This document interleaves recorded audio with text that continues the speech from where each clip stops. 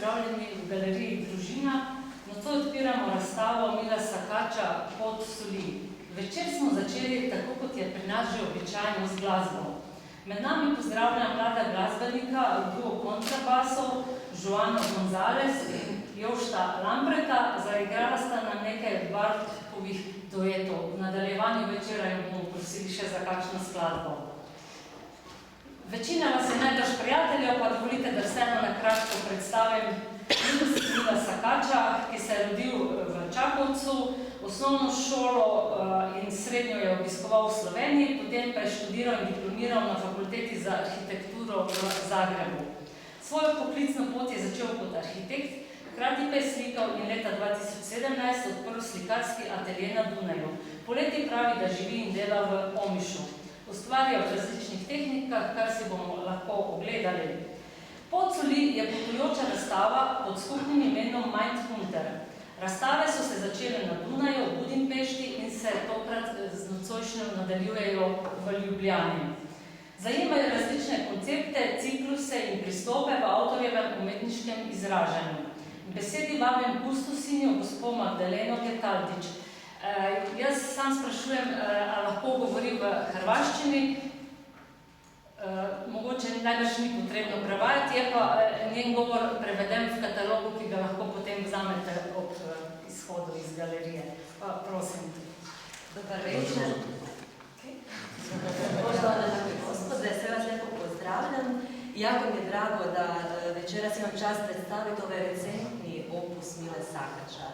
Evo, kako kroz godine pratim Miline radove, smatram da su ove tri posljednje ključne za njegovu umjetničku formaciju. On je čitav jedan ciklus, kao što smo čuli, nazvao Mindhunter i one su zapravo postale naputujuća izložba turneja, koja se na svakoj lokaciji mijenja i dopunjuje recentnim radovima. To putovanje započelo u Beču, nastavilo se u Budimpeštu, pa ovdje u Ljubljani, kao što smo čuli, do Pragi. Ove putujuće izložbe obuhvaćaju različite koncepte, cikluse i pristupe njegovom umjetničkom izričaju. Na ovoj izložbi možemo vidjeti odabir dijela jedne cijeline apstraktnih slika gdje izlaže recentne radove, a radi se za okruženom ciklusu koji je jedan logičan nastavak njegovih dosadašnjih promišljanja i umjetničkog izričaja, gdje je bilo vidljivo dekomponiranje slike, rastakanje formi, koje su u pozadine imale neki arhitektonski element ili raster, koji se nazirao ispod epiderne apstraktne mase boja, linija ili materije. Njegovo ovladavanje apstrakcijom razvijalo se postupno. Kao što smo čuli, provokacija arhitekta se zapravo odrazila u njegovom slikarstvu i traženjima likovnog izričaja. Iz tih je traženja iznjedrio koherentnu cjelinu, dokazavši svoju vitalnu kreativnost i zavidnu produkciju.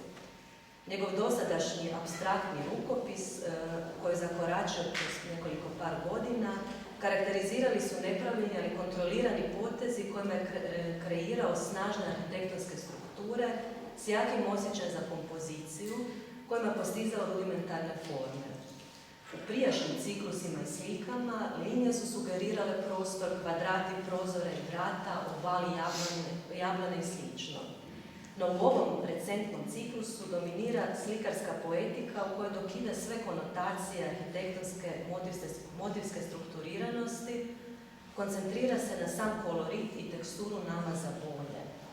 Boje i kolorit u njegovim se slikama međusobno sljubljuju, pretapaju, čineći jedinstvo u kojem jedna boja izranja iz druge, one se proživo i poigravaju, a umjetnik intervenira samo u pojedinim kolorističkim akcentima kojim daju slikama dinamiku. Slike su emancipirane od imperativa značenja, koje do ovog ciklusa nije bilo posve dokinuto, već je ustupilo samo više mjesta jednom formalnom izrazu kao glavnom nositelju slike. Kroz brojnost ovih recentno nastalih ciklusa vidi se jedan intenzivan rad i entuzijazam kojima Milo uvijek svježe pristupa, mijenjajući svoj izričaj, istražujući i uvijek iznova tražeći nove inspiracije. Njegova poetika ovog ciklusa Put soli prvenstveno je temeljena na propitivanju formalnih karakteristika slikarstva, to su forma i boja. Dokidajući sve konotacije, koncentrira se na kolorit i teksturu, istražujući vlastite slikarske granice. koristi razne postupke u građenju ovih slika. U prvom boju u pojedinim slikama bljede, razljevaju se, a čvrste strukture svodi na lazurne namaze. Dok u drugim postupcima čvrste strukture ponovno međusobno spaja i prožima, oblikujući materičnu masu boje koja postaje nam gradivni element slike.